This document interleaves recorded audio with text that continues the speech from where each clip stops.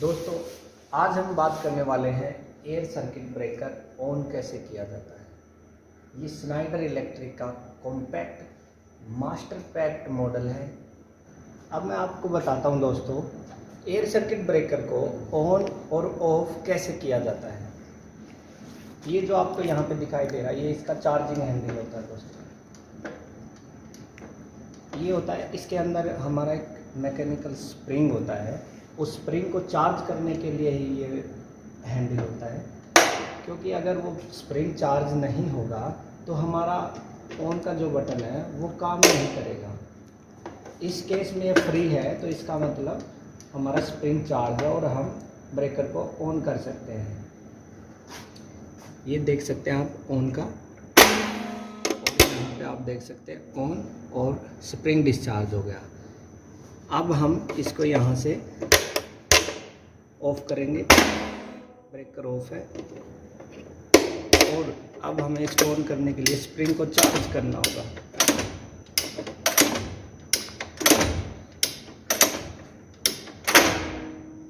अब देखेंगे यहाँ पे हमारा स्प्रिंग चार्ज हो चुका है और हम इसको ऑन करेंगे, हमारा ब्रेकर ऑन हो चुका है। ब्रेकर ऑन हो जाएगा। इस कंडीशन में हमारी सप्लाई आगे सुचारू रूप से चल सकती है। यहाँ पे जो आपको दोस्तों दिखाई दे रहा है, ये एयर सर्किट ब्रेकर का माइक्रो प्रोसेसर यूनिट होता है। इसके अंदर हमारी कुछ सेटिंग्स की जाती हैं, जैसे कि शॉर्ट सर्किट के लिए हम इसमें टाइम डिले डाल सकते हैं यहाँ पे, और हम यहाँ पे ओवर करंट की सेटिंग डाल सकते हैं कि हमारा अगर मैक्सिमम करंट रेंज से ऊपर जाएगा तो उस केस में ब्रेकर ट्रिप हो जाए। और हम यहाँ पे अंडर वोल्टेज की सेटिंग डाल सकते हैं कि हमारी कुछ ज़रूरत से कम वोल्टेज आ जाती है, क्योंकि कम वोल्टेज में इक्विपमेंट्स का डैमेज होने का ख़तरा रहता है, तो उसकी सेटिंग्स भी हम यहाँ पे कर सकते हैं। और भी इसमें हम सेटिंग कर सकते हैं। शॉर्ट सर्किट, मान लीजिए अगर कोई भी शॉर्ट सर्किट होता है तो उसको कितनी मिली सेकेंड में हम ट्रिप करवाएंगे ब्रेकर को, वो हम यहाँ पे डालते हैं। ग्राउंड फॉल्ट की सेटिंग्स करते हैं हम। जो यहाँ पे ये रेड स्विच दिख रहा है आपको, तो ये जो रेड स्विच होता है दोस्तों, ये मान लीजिए ब्रेकर किसी फॉल्ट कंडीशन में ट्रिप हुआ है और हम इसको ऑन करने की कोशिश करते हैं तो ब्रेकर जंप हो जाता है। कई बार ऑन करते हैं तो वो ऑन ना हो के वापस ऑफ कंडीशन में आ जाता है। उस कंडीशन में हम देखेंगे कि यहाँ से रीसेट किया है हमने या नहीं किया है। यहाँ से ब्रेकर को रीसेट करेंगे और फिर दोबारा ऑन करने की कोशिश करेंगे तो हमारा ब्रेकर उस टाइम ऑन हो जाएगा। अगर हमने बगैर रीसेट किए हम ब्रेकर को ऑन करने की कोशिश करेंगे तो उस केस में ट्रिप हो जाता है, ब्रेकर ऑन ही नहीं हो पाता। तो आपको ध्यान रखना चाहिए कि उसको रीसेट करने की ज़रूरत है या नहीं है। अब मैं आपको दिखाता हूँ दोस्तों, इसके अंदर का मैकेनिज्म कैसा होता है। उसके लिए आपको सबसे पहले इसको रिमूव करना होगा।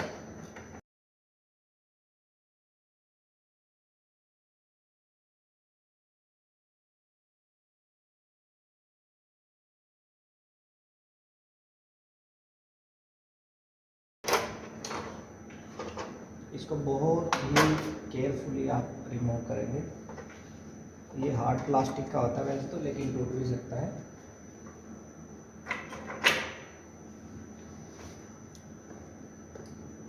दोस्तों, ये इसके अंदर का मैकेनिज्म सिस्टम होता है।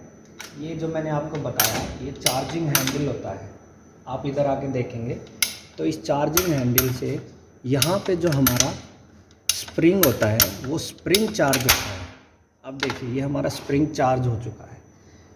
ये स्प्रिंग ब्रेकर को एकदम से ऑन कराने के लिए होता है। मान लीजिए अभी एकदम से इसको ऑन हो गया, अभी जो इसके अंदर है स्प्रिंग जो है वो डिस्चार्ज हो चुका है। आपको ये स्प्रिंग दिखाई दे रहे होंगे इसके अंदर। ये ब्रेकर को ऑन और ऑफ कराने के लिए होते हैं दोस्तों। अभी हमने इसको ऑफ कर दिया। दोस्तों, यहाँ पे जो आपको ये दिखाई दे रहे हैं, ये हमारी सेफ्टी डिवाइस होती है। ये ब्रेकर की रिले होती हैं जो कि सेफ्टी पर्पज़ के लिए यूज की जाती हैं। इनमें से एक अंडर वोल्टेज रिले होती है, यूए हम इसको बोलते हैं। इनमें दूसरी जो है वो शंट कॉइल होती है, इसको हम शंट कॉइल बोलते हैं। तीसरी हमारी हम यहाँ पे ऐड कर लेते हैं जो कि क्लोजिंग कॉइल होती है। इन सभी रिलेज का अपना अपना काम होता है। ये जो हमारी रिले है दोस्तों, ये अंडर वोल्टेज रिले हम इसको बोलते हैं।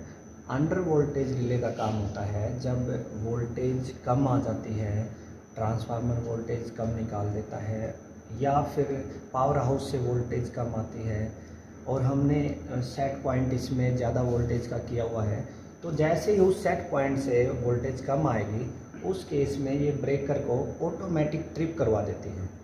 और जब हम दोबारा ब्रेकर ऑफ करते हैं तो उस टाइम हमें यहाँ मीटर्स में हमें इनकमिंग वोल्टेज पहले चेक कर लेनी चाहिए कि कहीं वोल्टेज कम तो नहीं आ रही है, क्योंकि वोल्टेज कम आने से इक्विपमेंट्स डैमेज हो जाते हैं।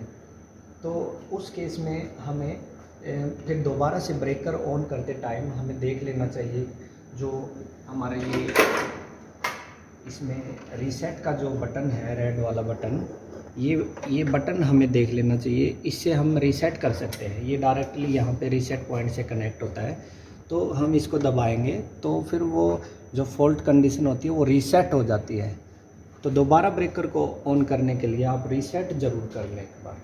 फिर दोस्तों हमारी दूसरी रिले होती है, इसमें क्लोजिंग कॉइल होती है। क्लोजिंग कॉइल का काम होता है जब हम ब्रेकर को ऑन की कमांड देते हैं, हम इस ब्रेकर को, तो अगर क्लोजिंग कॉइल नहीं होगी तो हमारा ब्रेकर ऑन नहीं हो पाता। क्लोजिंग काम का होता है हमारा सर्किट क्लोज करवाना। जैसे हमने ऑन किया, ये जो ऑन होता है दोस्तों, ये क्लोजिंग कॉइल की मदद से ही ऑन होता है। अगर हमारी क्लोजिंग कॉइल ख़राब हो जाएगी तो हमारा ब्रेकर ऑन नहीं हो पाएगा। फिर हमारी तीसरी होती है इसमें शंट कॉइल। शंट कॉइल का काम होता है वो फॉल्ट कंडीशन पे एक्टिव होती है। मान लीजिए कुछ भी शॉर्ट सर्किट या कोई फॉल्ट हो जाता है ब्रेकर में, या अर्थिंग फॉल्ट हो जाता है, तो उस केस में शंट कॉइल एक्टिव हो जाती है और ब्रेकर को ट्रिप करवा देती है। ये जो आपको दिखाई दे रहा है दोस्तों यहाँ पे बगल में, ये चार्जिंग मोटर हम इसको बोलते हैं। ये ब्रेकर को ऑटोमेटिक चार्ज कराने के लिए होती है। मान लीजिए हमारी सप्लाई है और हम यहाँ से ऑन नहीं करना चाहते, तो इसके अगर हमने कनेक्शन वगैरह प्रॉपर किए हुए हैं चार्जिंग मोटर के, तो ब्रेकर अपने आप ही चार्ज हो जाता है। हमें उस कंडीशन में सिर्फ ऑन या ऑफ करने की ज़रूरत पड़ेगी और इस हैंडल को हमें यूज करने की ज़रूरत नहीं पड़ेगी। अभी हमने बाहर निकाला है तो अभी हमने इसकी कंट्रोलिंग ऑफ की है, इसलिए हम इसको मैनुअल चार्ज कर रहे हैं। अगर हमारी जो चार्जिंग मोटर है वो ऑन कंडीशन में रहेगी तो हमें इसको डायरेक्ट हम यहाँ से ऑन कर सकते हैं बगैर हैंडल से चार्ज किए हुए हैं। ये स्प्रिंग को चार्ज कराने के काम आती है। जैसे हमारा स्प्रिंग डिस्चार्ज होता है तो दोबारा फिर इसको ये चार्ज करवा देती है स्प्रिंग को। दोस्तों अब हमने इस ब्रेकर को यहाँ से रैक कर दिया है और हमने इसको नीचे शिफ्ट कर दिया है। अब मैं आपको दिखाऊंगा कि इसके अंदर क्या क्या होता है। जैसे ही जो आपको ये सबसे ऊपर का एरिया दिखाई दे रहा है, इनको हम आर्क चूड्स बोलते हैं। ये दोस्तों आर्क चूड्स होते हैं, ये किसी भी एयर सर्किट ब्रेकर के आर्क चूड्स होते हैं। ये प्योर कॉपर के बने होते हैं। ये जो आप देख सकते हैं प्योर कॉपर है, 100% कॉपर। इनका काम होता है जब हम ब्रेकर को ऑन ऑफ कराते हैं, मैं आपको ऑन ऑफ करा के दिखाता हूँ दोस्तों। ये जो यहाँ पे हमारे जा कॉन्टैक्ट्स हम इनको बोलते हैं। इन जा कॉन्टैक्ट्स का काम होता है जब हम ब्रेकर को ऑन की कमांड देते हैं, मान लीजिए ऑन की कमांड दे दी, तो ये आपस में एक दूसरे से चिपक जाते हैं। जो ये हमारे जा कॉन्टैक्ट्स हैं वो हमारी इनकमिंग जो सप्लाई है उसको आउटगोइंग बना देते हैं। यहाँ से हमारा सप्लाई का फ्लो शुरू हो जाता है, इनपुट आउटपुट यहाँ से शुरू हो जाता है। तो जिस टाइम हम इसको ऑन करते हैं तो यहाँ से हाई वोल्टेज होने के कारण, हाई करंट लोड होने के कारण, उस केस में यहाँ से कुछ चिंगारी निकलती हैं। अगर वो चिंगारी बाहर निकलेंगी तो कहीं भी आग लग सकती है। तो हम अगर इस आर्क चूड का प्रयोग करते हैं और वो चिंगारी जैसे ही निकलेगी तो वो यहाँ पे टकराएगी।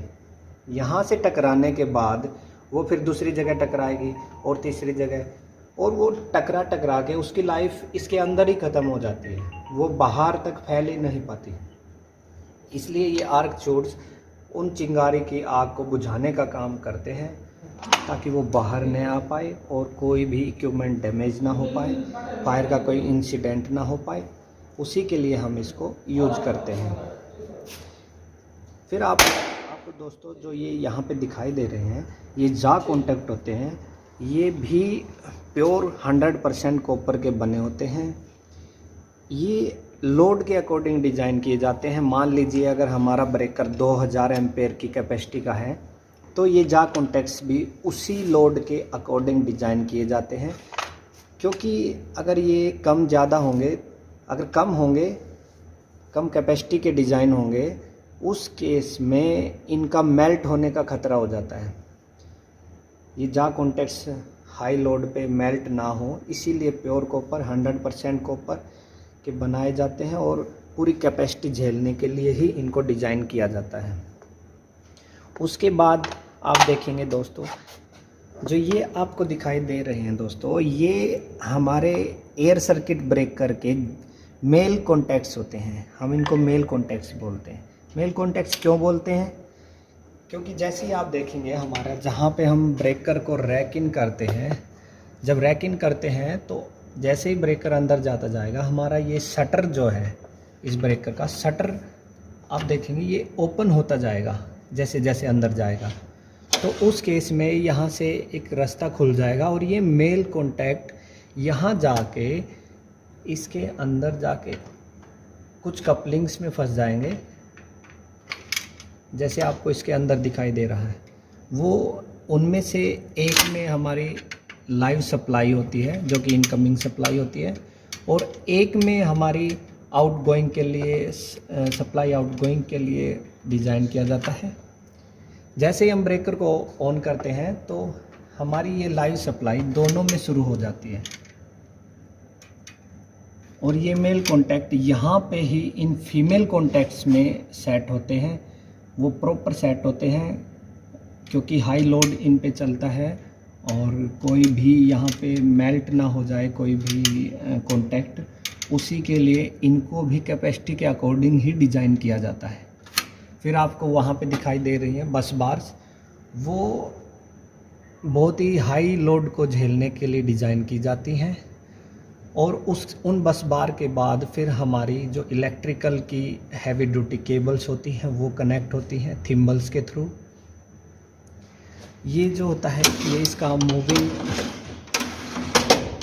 मूविंग बेस होता है जो ब्रेकर को रैक इन रैक आउट कराने की काम होता है। यहाँ पे हमारा जो मूवेबल बेस होता है वो हैंडल से हम इसके थ्रू घुमाते हैं तो ब्रेकर इसी बेस पे मूव होता है। दोस्तों अब आप इसको भी देखेंगे, ये जो है आप सोच रहे होंगे कि इनका क्या काम है। ये हमारी एक सेफ्टी डिवाइस होती है। मान लीजिए हमने ब्रेकर को रैक इन किया है और हम ब्रेकर अच्छी तरह रैक इन नहीं हो पाया है, उस कंडीशन में ब्रेकर को ऑन करते हैं तो कोई भी कुछ भी डैमेज इसमें आ सकता है।